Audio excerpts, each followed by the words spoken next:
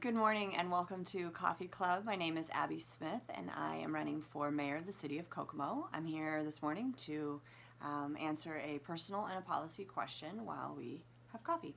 The personal question is about hobbies. I have a few hobbies. One is I like to knit and crochet. So my great-grandmother taught me how to crochet, and I learned to knit on YouTube. And as much as I love my great-grandmother, I can tell you that YouTube was, that person was a lot nicer every time they told me how to do a stitch. So yeah, it's a stress relieving thing for me, and then I also get to create something in that process, so that's fun. I love to read, and right now I'm reading the third Harry Potter book, and I'm reading Becoming by Michelle Obama. And I also love TV. I love TV. So I have my Doctor Who mug here. I love Doctor Who and Mad Men and West Wing and Bones, all kinds of shows. But I'm very excited about the Game of Thrones season premiere tonight. I'm not prepared. I haven't been able to fully binge watch like I like to, but I'm still very excited about this final season premiere. So the policy question is about public safety in the context of drugs. And this is extremely complicated, and so I'm going to try my best to boil it down to what I think a city could do, what I think a mayor could do.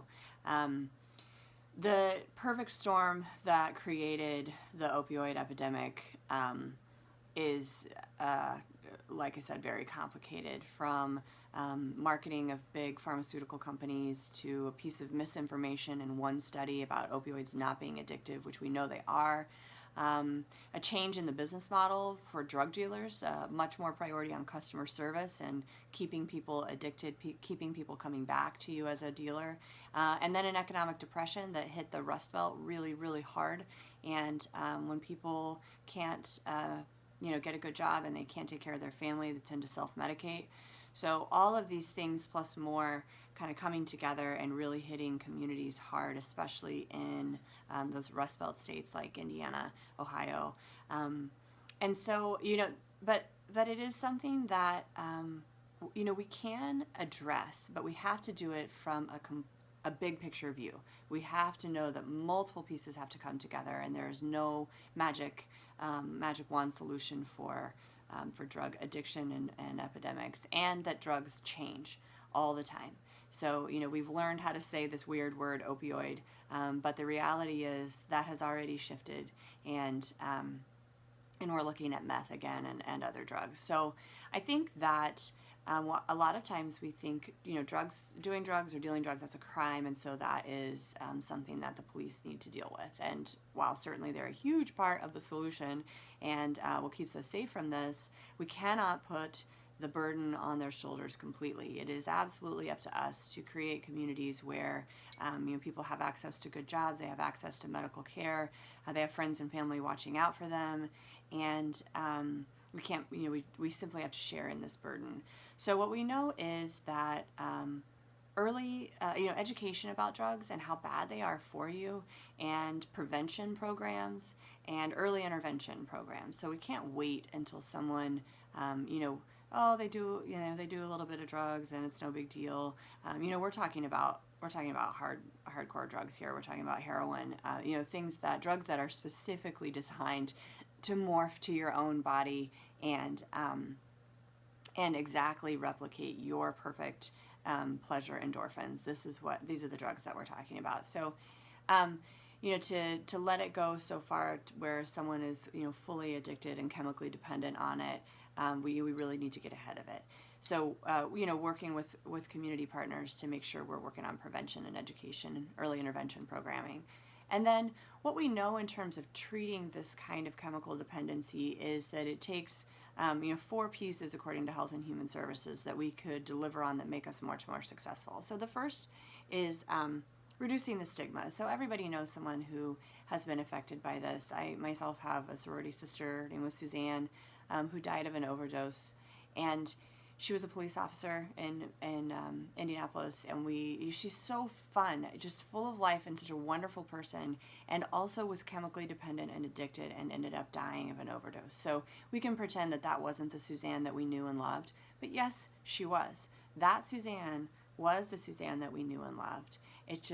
Suzanne was chemically dependent on a drug that was killing her, and to deny that part of her is to pretend like it wasn't there and stigmatize the part that we don't like. And we just don't get to do that with people. You don't get to pick and choose the best parts and only take those. You know, people are whole people, and we need to treat them like that.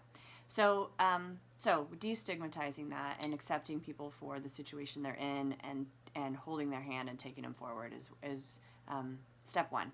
So the second is detox and rehab. We absolutely have to have a place where people can, detox. If a police officer finds someone who is high, they can't take them to the ER until they're secure. So that, that's a medical facility that can take care of them and make sure they're safe.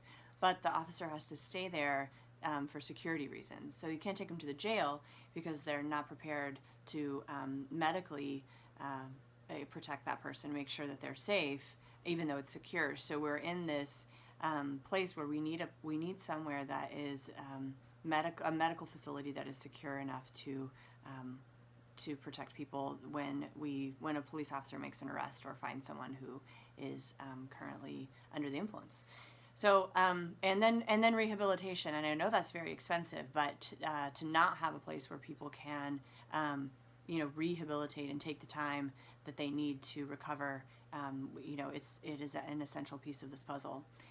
So is medically assisted treatment. So just like when someone has high blood pressure, you're diagnosed with that, you get a medication to keep it under control in the short term, and then you have to do the hard work of the diet and exercise changes. And so just like that, someone who is chemically dependent on a drug needs that short-term solution for medically assisted treatment, and they need the rehabilitation and therapy and counseling that's going to come with full recovery. And then the final piece of that puzzle is housing.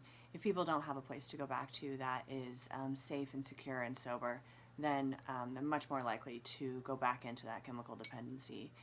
So we really need to work on housing options for people in the city. So I think that what a city can do, what a mayor can do, is put a priority on mental health and make sure that we are investing in people, and the people who are in our community and the programs who are working on this. We have a lot of great organizations in this community. I work with them every day. And the reality is that they don't have the money that they need to do the work that they know needs to be done. And that doesn't mean we fund everything and we just start writing checks, but there is a certain reality that the solutions are there, they're just not funded. So whatever we can do to figure out how to get the money that they need, I think is what we really need to be looking at, and how we can put a priority on people's lives in that way. So that is a very long video. I'm going to be in trouble with my volunteers who tell me to keep these videos as short as possible, but this is a very complicated issue, and I'm not pretending to have all the solutions right away. But I am not afraid of big problems and trying to bring big solutions to them. We can't shy away from it and pretend like it's not there. It doesn't go away on its own.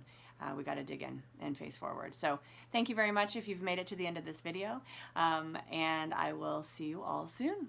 Cheers.